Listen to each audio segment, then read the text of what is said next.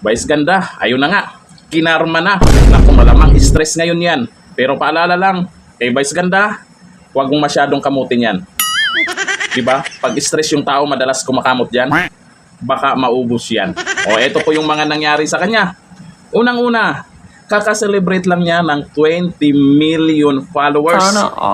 Pero, anyari, bumaba. At patuloy na bumaba. At hindi lang yan ha. Yung mga taga Davao ay nanawagan ng ipersona non grata sa Davao City, si Vice ganda. At ito ang matindi ha.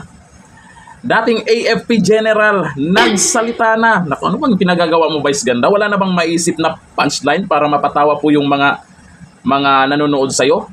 Teka, nanonood sa kanya? Present doon si Bam Aquino ha.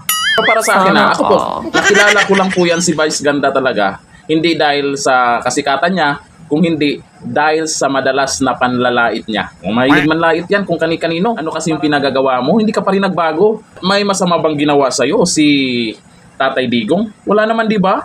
Katunayan nga, ang bait-bait sa'yo. Eto, Vice ganda. You are celebrating your birthday today. Ang Vice na walang kasing ganda, who has made so many millions of our Filipino brothers and sisters happy on a regular basis. But just watching your program, you gave a face of a Filipino. okay, Tam. Tapos yan yung ipapalit mo. Yung kumbaga itong si Vice ganda kasi madalas po ito na involved sa ganyan. Nanlalait, yung mga wala namang ginagawang masama sa kanya. Ngayon, ito na. Yung mga inendorso niyang produkto ay apektado na rin. Nabawasan yung yun lang, huwag mong kamutin kasi baka maubos na yan, hanggang dito na yata yan mahirap na. Ano kayang dahilan ni Vice ganda kaya ginawa niya yung pambabastos po kay Tatay Digong? Ano kaya sa tingin nyo?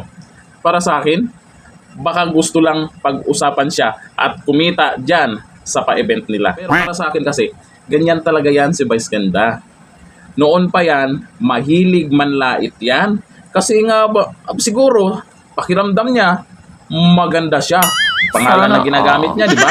Vice ganda. Kaya ang feel niya, maganda siya. Di ba? Tingin nyo kaya, maganda ba talaga siya? Pero yung kagandahan naman ng isang tao, hindi sa panlabas yan, hindi kailangan magparitoke at kung ano yung ginagawa sa mukha, kung hindi nasa kalooban yan. At yung mga binabato nyo po kay Vice ganda, yung mga masasakit na salita nyo po na binabato kay Vice ganda, hindi na po siya masasaktan yan.